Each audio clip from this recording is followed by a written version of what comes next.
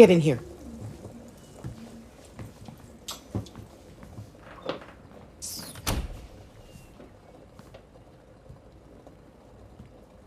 What happened? Tristan punched a kid in the face. This Tristan? May I go to my room now? The other kid's parents won't press charges because they caught their kid in a lie. No, you can't go anywhere. You're gonna stand right there. Tristan, your grandma made chicken curry. No thanks. I made this one. You can have it. I said no! Tristan! You can't tell me how to feel. I know what I saw. Everything is always about you, huh?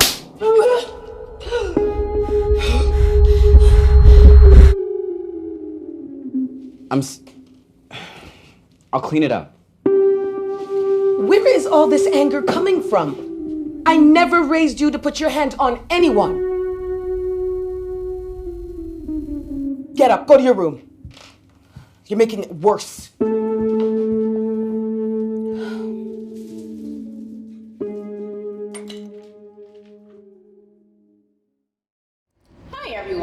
Welcome to Karen Talks. I am your host, Karen, film culture critic and journalist, and this is the YouTube channel / podcast where I speak to film critics around the world about their work, the industry, and what inspires them. And today, I am very happy to be joined by filmmaker Karen Chapman. This is my second time interviewing her. We got to speak at TIFF, where her film Village Keeper premiered, and we have so much to talk to because I'm so excited for you and how well this film is doing.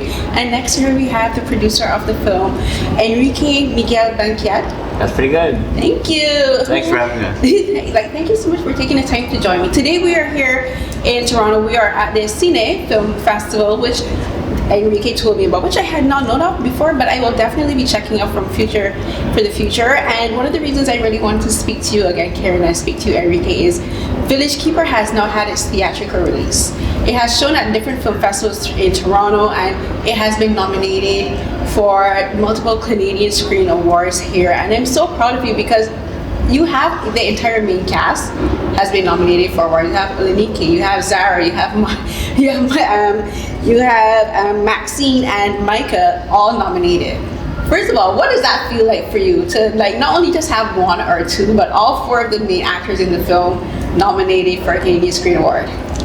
Yeah, I've been sitting with that quietly, and I feel like that's the biggest honor I couldn't see coming.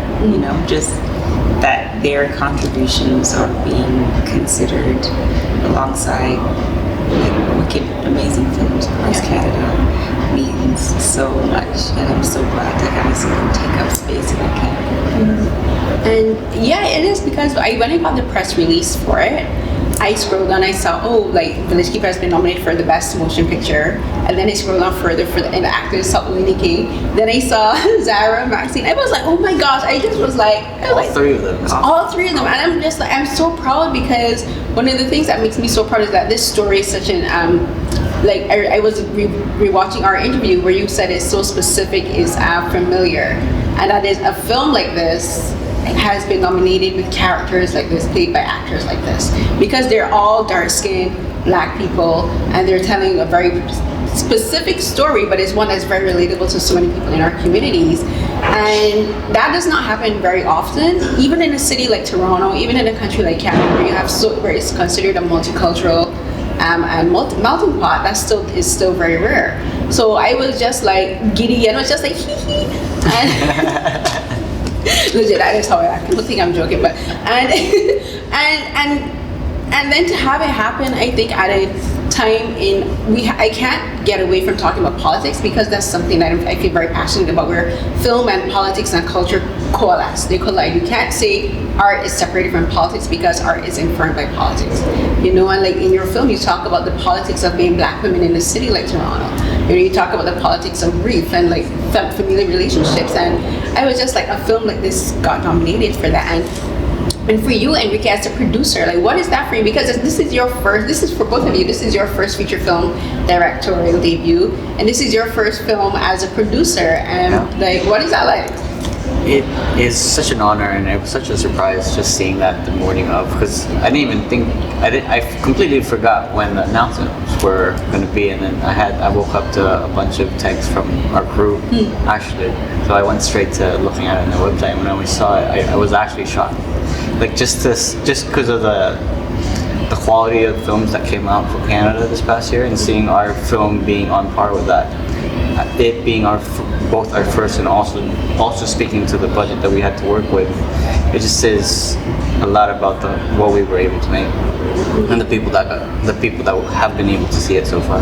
Yeah, and speaking of this being your first film as a producer, you have your own company, Explore Content, and that you work with TIFF, Juno, FIFA, Go FIFA, doing a whole bunch of social media events and just like producing other events. But like, what was it that made you decide you wanted to step into the film space? Because that's a completely different monster. That's a completely different beast, especially in Canada, because Toronto has, from what I know of it, has a very specific film industry ecosystem, and and then when you go even deeper into independent film, independent cinema, that's something else completely within the system itself. So what was it like for you, like making that transition? Said, I'm gonna tackle this monster now. Exactly. Explorers was actually something just came off of opportunities of why I actually first moved to Canada. I moved here 5 years ago from the Philippines, and I wanted to work in the tourism and travel industry, and that's kind of where Explorers has most of its clients. I work with a lot of tourism boards in different cities. But yeah, going into the film industry, that was me just looking for work when the pandemic happened, because the tourism industry shut down when I got here 5 years ago. And then I saw news that the film industry was going to start again, and that's kind of how I got into it. But thankfully, on one of the first ever film sets I worked on, I actually met Karen on as a production assistant. And we found out that we were neighbors actually on that first day on that set, and that's how I got to know more about the independent scene. I ended up working at the Canadian Film Center, and I only found out about the Canadian Film Center because of Karen. And I ended up working there for about 2 years, and after that, that's kind of when the opportunity for me to produce Village Keeper came up in 2023. And whose idea was it for you to produce it? Like, Karen, were you the one who approached Enrique? Yeah, I mean, this film had been around for a long time, and it's really hard to crew up a micro budget, to find folks, especially the co-producer, that be willing to do something like this. Because producers get paid last, producers do the most, and they are the last on the ticket to get like praise, or it's a grunt work. It's the actual putting together the machine, and it's not glamorous. And so people said no, and it just didn't fit in their schedule, or that we did have a producer and then they had to leave. And so I was like, as a filmmaker, as an artist, holding on to the producer thing by myself for years. Like this started because I got the money, and then I kept like scratching, and everyone said no, and then comes young and fresh Enrique, who's like, I'm sure at the time, I had no idea, I think, how hard it would have been. But you're like, yeah, sure. Yeah, I was at that point, at my time at the film center, I was ready for the next thing. I felt like I've learned what I could learn in my time there. And I was manifesting and praying for the next thing. Karen asked me like a few months before my contract ended if I wanted to do it. So it's just, I'm seamlessly went into finishing my contract at the film center straight into working on Village Keeper. People thinking, how hard could it be? Right? I was gonna say, like, what made you ask him? Because the thing is like, is it because you realized because you would have been contacting like experienced producers, right? People who are familiar with everything and doing it. Was it the fact that you were like, let me try something completely different and something new? Someone who's gonna come in, not, what's the word I want to say, not jaded by the past experiences. Someone who is just like fresh and young, but also is, I think, I'm going to use being an immigrant, because that is a part of the story within the Village Keeper, who has that understanding of the story that you're telling. Because I think I've interviewed a few producers, and one of the things that they always say is a lot of the times they produce films, especially for independent films, stories that they understand and that they connect to. Like all the producers I've interviewed, they said if they can't connect to the story, they're not going to produce it, because a lot of people don't understand, to be a producer, you got to go full toe, 10 toes down, like full to balls to the wall, excuse my language, balls to the wall, because like, as you said, it's the grunt work, you know, it's the where you gotta work with casting, you gotta work with getting the information required to make this film. You know, you gotta get the permits, all of the ground level stuff, and so that you can have your director focus on the artistry of the film, you know. And so you're like, you know what, let me get someone who's not gonna come in with any preconceived ideas. I think that would have been a practical way of looking at it, but it wasn't. I didn't even think how I had that thought. It was just because you've never done something before doesn't mean you can't do it. And we had a great team of executive producers that would have them on back calls. They would answer our calls, but I think on a film set, you quickly understand the folks that are going to stay, that have the understanding and the self-awareness to stay on, or folks that it won't work out for them. There are a lot of different ways that I think you could see that. And a big one is just by being aware, being present, being someone who's thinking, right, and is not on their phone, and there's just a presence that you need to be on set. If you're constantly problem solving and trying to go ahead of the problem, and Enrique, even as a PA, was always going ahead of the problem, going around, you know, and trying to find a window or a wall. That's how a producer thinks. And so when no one came to guide us, we figured it out alone and with the help of others. But again, like, I'm really proud of what we were able to accomplish with the little that we had available to us in the time that we had. But it was definitely, and it definitely proved like you don't need necessarily a lot of experience to do something. You just really need the will and the abandonment of everything the same. The passion drives you. The passion drives you, right? Crazy. And well, yeah, that whole part of it too. You're just the fact, like, you got to be able to deny the naysayers, you know, the doubters, look past the doubters and say, you know what, I believe in myself. I don't need you to tell me what I'm capable of. That's true, because there was, in the process of like pre-production, there were a lot of people that we spoke to as like key heads of the department that were saying that it was impossible to do it in 12 days. All of them. That's the reason we ended up working with folks that had less experience, because the ones that were experienced were like, you will not be able to do this. Yeah, like it was a lot of anywhere from casting directors and DPs and production designers were saying that it's not possible. But And in working in a city like Toronto, because I call it the city of perpetual construction, because it's always going, something is always being built, being dug up, being diverted, everything. What was it like, the logistics of making a film like Village Keeper in Toronto? And I asked specifically about the logistics because there's like the carnival scene, you know, and like in Toronto, like that's in August, because Barbadian Crop Over is the first weekend of August, and the one that Caravana that happens here in Toronto is around the same time, and that's a big, huge event.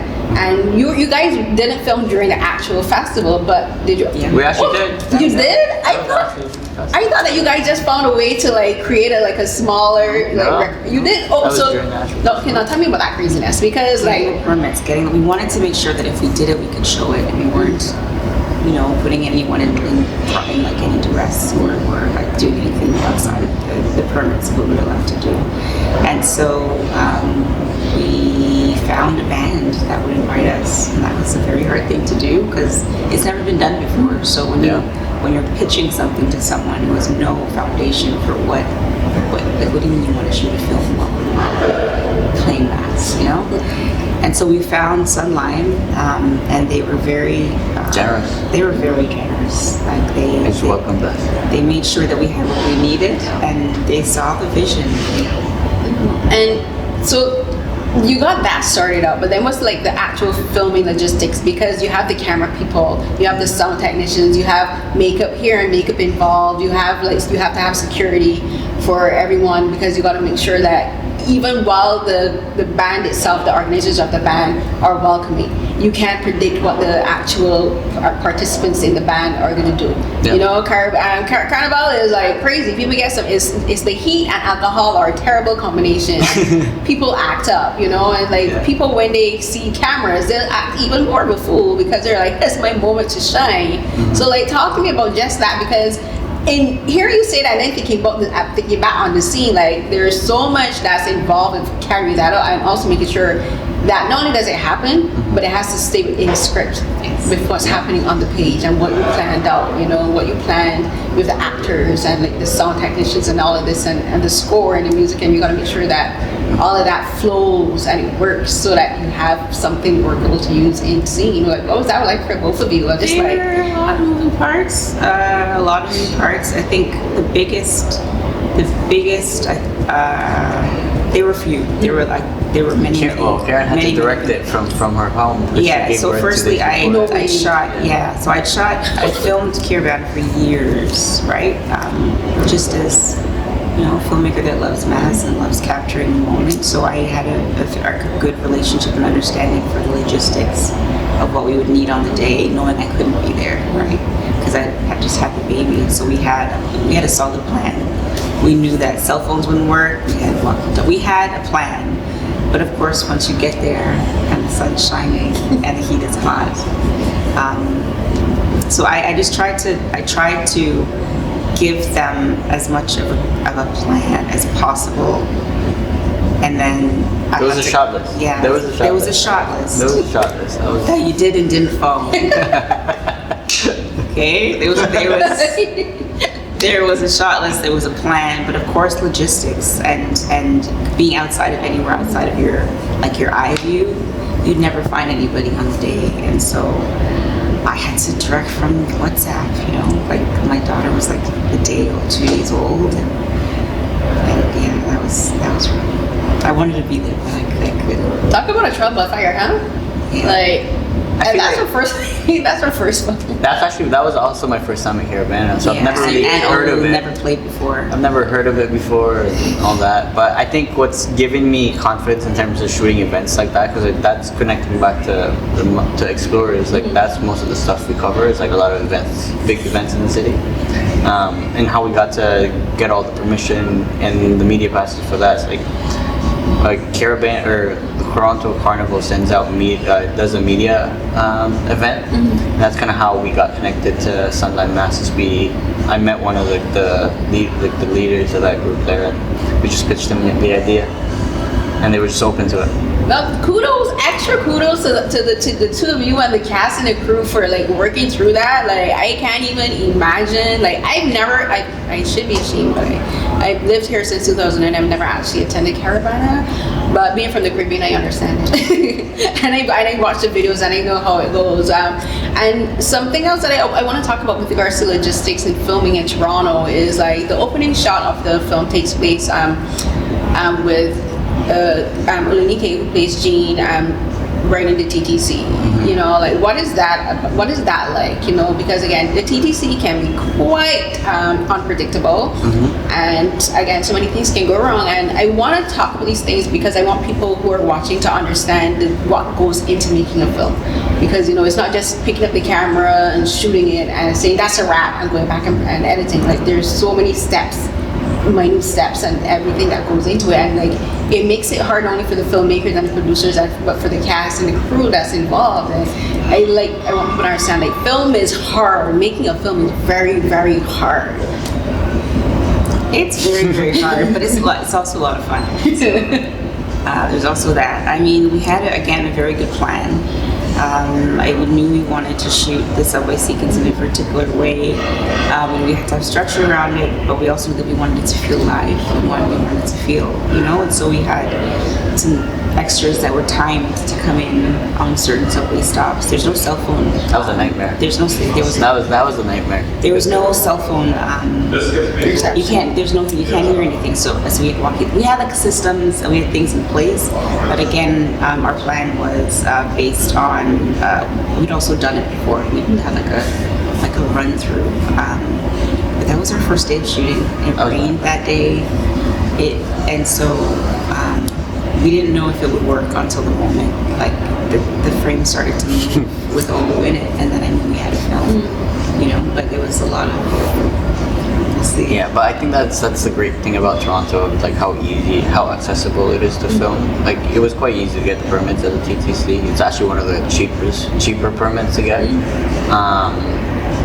But also like logistically, that the idea of that shot or that scene was the hard part of it, because Karen wanted to show how the people that come in and out transform depending on how far you are or wherever you get in, get off. And just telling people saying that, oh, we're getting into this train, you better get into the same one. Like that was a nightmare because there was no signal. But it still worked out. And I want to ask you about having this experience of making the film and going through learning the different ways that Toronto functions and what is possible and what is not possible within Toronto. How did that change the way you saw the film? Not the film itself, but like saw Toronto through the eyes of film. Because coming from another country, being an immigrant, like it's a shock to your system, and it can take years to adjust. It took me years to adjust living in Canada. It took me years to adjust to the changing climate, to hearing all of the different accents. Like that's something that I don't think many people understand. You move to a country that has, where you're hearing literally dozens of different accents and dialects and languages in a day. That takes a lot for your brain to kind of begin to sift through hearing what you're hearing, and that does have a physical effect for you. Because I remember the first time I rode the bus on the way home from Scarborough Town Center, and it was hearing like maybe 12 different languages at the same time, and it was like a cacophony. It was like my brain couldn't process that. But then there's like you're learning how to ride the train. Coming from the Caribbean, we don't have a train system. Riding the train was an adjustment. Riding the bus was an adjustment. Living in a place with 4 different seasons is an adjustment. You know, working in different spaces. My first job was for Shoppers Drug Mart as a merchandiser.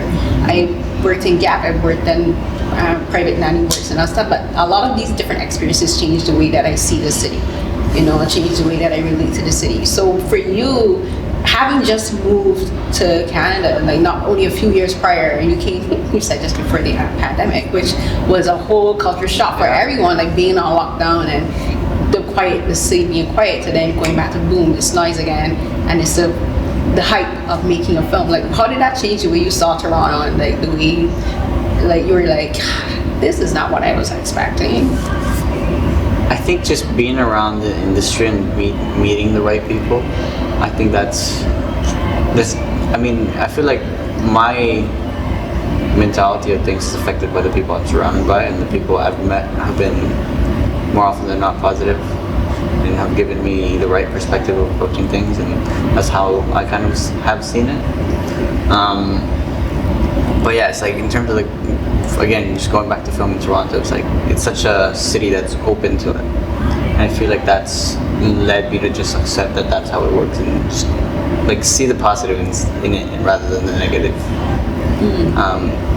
But yeah, going back to what you said about like being an immigrant, like before I moved here, I never met people from the Caribbean. I've never even tried food from there, and it was a great experience. It's been a great experience so far. Yeah, and I imagine like having to do like scouting locations helps you to like find new areas of the city that you never visited. Like coming here, like I was in Liberty City. I came through the wrong way from Union Station, and I think that's Liberty Village. Yeah. I'd never been in Liberty Village till I came here in the scene. It was like, I was like looking around. It was like there's a BBQ, which is like a South Korean chicken franchise, and it was like. Yeah. Korean fried chicken, I love it. I think that's actually the cool part about working in film, and also the work I do for the tourism board. I actually have been able to see the city just by the different jobs I've been doing. So it's like that has exposed me to see the city faster than someone who's just like just a rev, I think. And for you, Karen, as a filmmaker, how has seeing the film through the eyes of Village Keeper changed the way you see Toronto? I think it's only cemented it in a way, you know. I grew up in a place where you could knock on a neighbor's door if there was something that you needed, vice versa. It wasn't unusual to hear music playing at like 8 o'clock in the hymns, or somebody's hymns. It may not be from your religion, but someone's playing it, you know what I mean? Yep. So I grew up to know that is community, and that's what community feels like. But then you live in other places, you dare not knock on a neighbor's door. And so I think Village Keeper just solidified what community means to me and who the people are in those communities are, you know, the folks that don't just think about themselves and their own comfort zone, but they help to create space for other people and the importance of that. So Village Keepers definitely solidified that. Yeah. When you were making the film, you would have had one idea of what the film would be. You know, you have one idea of how you saw the film, how you saw the story, and then just after release at TIFF, you would have seen it another way. Because you know, like everything is in hindsight is like 2020, as we say. But now it's been like at least 6-7 months now. You know, and what has changed for you about the film and being able to look back and even further hindsight about it, you know, because like that filming, as you said, like you said, you gave birth during the filming of it, you know, and like that's something that would have changed for, I would imagine, the way you perceive the relationships between the mothers and the daughters in the film. You know, you'd be looking back and you say, maybe I understand Jean a bit better now, or maybe I understand the character played. The character played by Maxine. You know, you say I understand her a bit better now.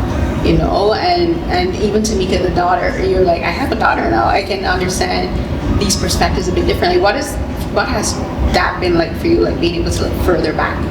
Yeah, I think being a parent, I have 2 little ones, a big one and a little one. But being a parent has, I think, taught me how to be less, have less ownership over something that I love, and to see the thing. There was when I was, you know, it was pre-production, when you're just writing and getting everything together, and you see it one way, then you film it and it's live, and it is what you saw it, but it's a little bit different, and then you see it a different way, and then there's in the edit where it's what you thought it was is irrelevant. It is what it is here in the edit, and so again, I feel like you're constantly adapting to this thing that you've created, you know, and just this understanding that as much as I'm trying to smooth things in and rough things in, it's like in the edit, it's not mine anymore.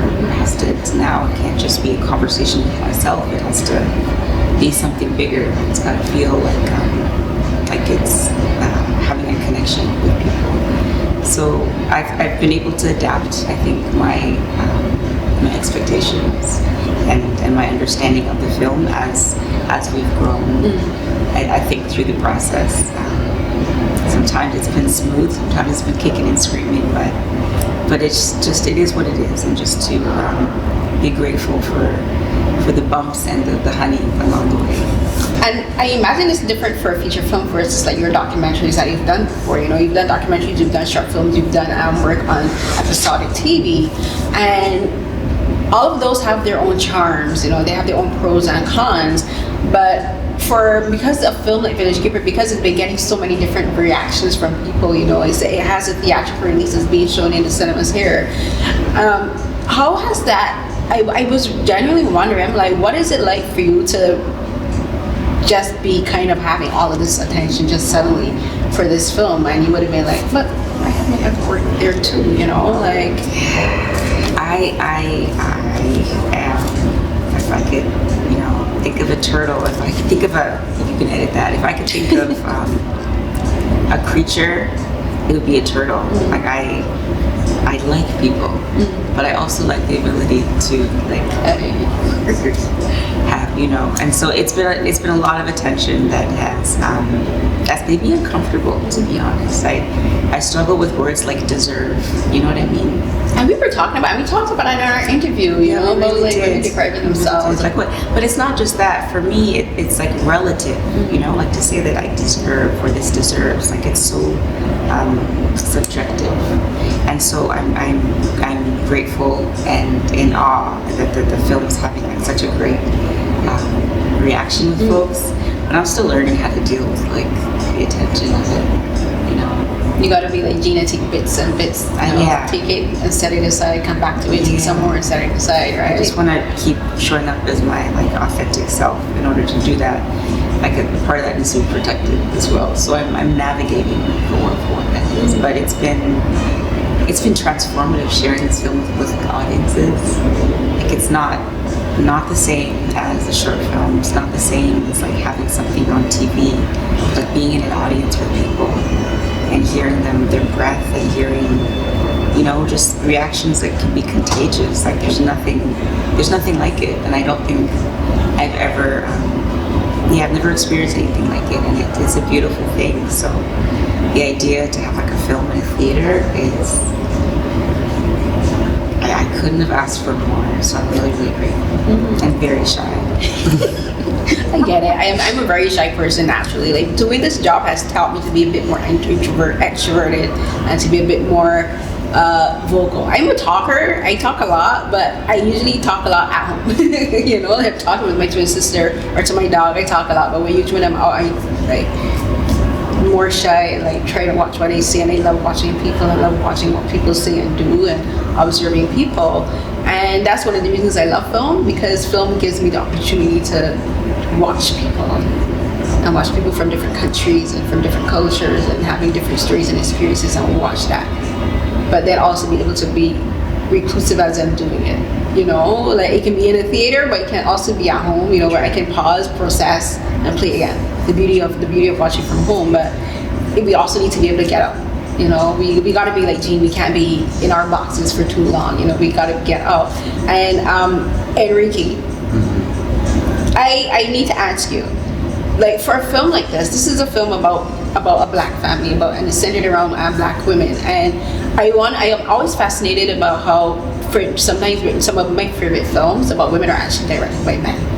And like The Handmaiden is directed by Park Chan-wook, and he's a South Korean male filmmaker, but I love that film because he really understands female sexuality and sensuality and how women see their bodies, you know. And so I'm always fascinated where you have like men who are involved in making films can get it. And for you, like, was this film in a way helping you to understand women, but also black women and women of Caribbean culture? Because we're very different, you know. We are who we are. And this film is about women who are who they are, and they're trying to find who they are. And I think as a producer, you, as I said at the beginning, like a part of being a producer, you got to understand the story. You have to have a passion for the story and be able to want this story to work and come to life. So for you, like, what was it like for you working on a film like this?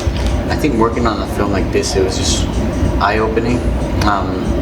Like on screen you do see a black family, but I think the themes of the movie are universal in terms of like Filipinos also struggle about opening up to their family, and like that's where the more and more I've seen goes deeper, and the more and more I watch it, that's where it's like, oh, this movie has like relatable themes, not only for a specific demographic, but it's a wide demographic. And we've had the fortunate opportunity to film the screen in different festivals around Canada and US, and the people that actually have seen the movie are from different backgrounds, and a lot of people from different backgrounds tell us that it's relatable to them. They see themselves in it and they can relate to the stories. And I feel like that's what's great about the film, is like it has themes that are not only for a specific demographic, but in terms of like seeing Caribbean culture, that was cool for me to see too, because like I don't know, I always ask Karen, oh, what does that word mean? Do we need subtitles for that? A lot of Maxine's lines actually is like, in the beginning, the first couple scenes there, it's like a lot of that I didn't understand at first and had to ask him what he meant. Because he's speaking patois, right? Yeah. Just being exposed to that culture, it's like it's such a learning experience.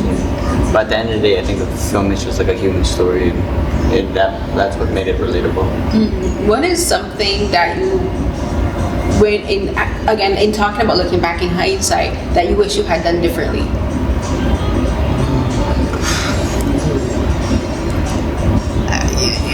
And it doesn't necessarily have to be anything bad. It was just something where you're just like, if I could have just... There's so many things. I wouldn't even know where to start. I mean, I feel like logistically we did what we could. Mm-hmm. Yeah. With the money and the time we had. But in terms of like, I mean, it's all something that we hope to apply in the next ones. But I think the hardest part of it is just... The hard part about it, and you can't usually plan about it, is like the people that you work with. like the logistical problems you can solve is the people problems that were hard to figure out because you wouldn't get to those problems until you're actually doing the job. And you couldn't see any of those. And just figuring out how much, I think it's like one thing we find out now is like how much effort someone would put in their project and how game they are to how far would they would go with you, and that's kind of what we want to figure out for the next projects. It's like how can we know how far you would go with us. And sometimes it's not about, again, like doing something perfectly, but are you communicating? You know, are you able to say that I can't make it, but I can do this instead? So it's just a dance. I'd say it was definitely the people problems that we couldn't have anticipated, and so we just did the best with what we had, and kind of moved from there, you know. Well, you've all had an amazing learning experience, and the good and the bad is what shapes it, right? The good and the bad is what really makes, like, when you have the bad experiences, we survived it, we made it through, and we got to the good parts. And we'll wrap up by speaking about the good parts. I do remember you both had mentioned working on a new project when I saw you at Regent Park. So is there anything you can share a little bit about your next project? I am working on. I can say that I'm having a lot of fun, and it's probably going to be the most ambitious things that I've ever done. So. And what's next for you? I mean, right now it's like just finding the next project that would make me want to say, oh, I want to spend 7 years of my life on this and pitch this to people. There have, like, ever since TIFF, like, people have approached me with projects, but that project just hasn't come up yet. But yeah, I mean, Explorer is just crazy. I make a fair amount of service content for the city, like, especially with FIFA coming up. But yeah, there's stuff going around, but I just can't share some of the stuff yet. So I don't want to jinx it. You know, it's fine. I totally get it. Like, in Barbadian culture, we have the same thing. My mom would be like, you know, you gotta play your cards close to the chest. You know, like, so I get it. But like, and for the next film project, if you have to make sure you find the right one, right? Like, you gotta. Knowing now. Knowing now, you're right. You're like, now that I know. Knowing now, yes. Knowing now. You're like, now I have the experience, and now I'm like, you understand what's entailed, both energy and financially and emotionally, because and physically, because it's like, it's a toll, you know, it's like. It's a long time. It's a long process. But you've both done an amazing job, and like, I'm so proud of you, genuinely. I'm always just so giddy when I see, like, especially filmmakers that I interview, because I'm always like, this is proof that I have good taste, you know? Because like, one of the other film directors that I interviewed at TIFF is Alicia K. Harris, whose film has also been nominated, and I'm just like, Carolyn. See, but it's also just like, we have amazing, talented Black women filmmakers here in Canada, and like, they're being recognized. And yes, it's great to be recognized by the awards bodies, but it's also great to be recognized by your peers and by the audience, you know, and by the people who are in the audience to say, like, that's someone I know, you know. And I think that's a testament to your ability as a writer and a director, Karen, to make women like Jean that we can kind of say, I know her, I am her, you know, or Tamika, and say like that, I want to hug her, you know. And it's also like, girl, watch whose hands you put your hands in, okay, like. But like, that's you both like done an amazing job, and like, much success to you, and like, and I can't wait to see how much further you both go. So thank you so much for taking the time for speaking to me. Thank you for having us, Carolyn. Thank you. We survived. We did it. Yay.